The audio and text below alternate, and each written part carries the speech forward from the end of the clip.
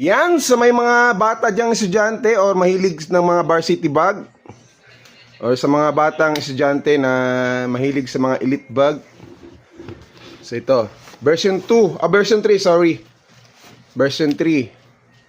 So maganda siya, malaki siyang lagyan. Nagamit ko na to sa rides nung umuwi ako ng Dagupan. So kasya yung 3 pantalon, 5 boxer short, 5 t-shirt, tapos may chinelas, tapos siyempre may mga mga ikan. Ito yung version 2, version 3, sorry. So nasa comment section din ng link nito. And meron tayong version 3, version 2, ano ba yan? Itong version 2 natin, yan So gamit to ng aking Junakis sa school. Yan version 2. Ang kaibahan ng version 2, wala siyang lagayan ng sapatos dito sa ilalim. Itong version 3 natin, meron na siyang lagayan ng sapatos. Meron siyang isa pang dito.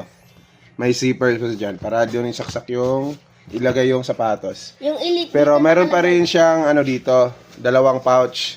Same sa version 2. Ang version 2 naman is yung pouch na sa kabila is naka-zipper. Din sa kabila open. Yan, naka-open lang.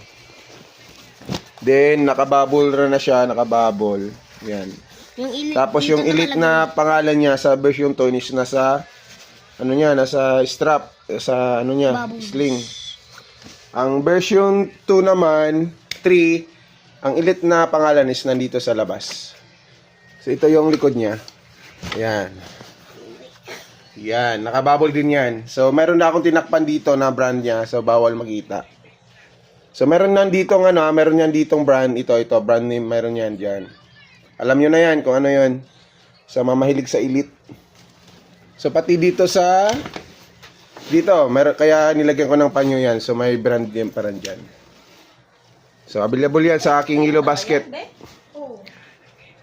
Ang link ilagay ko sa may comment section. Salamat.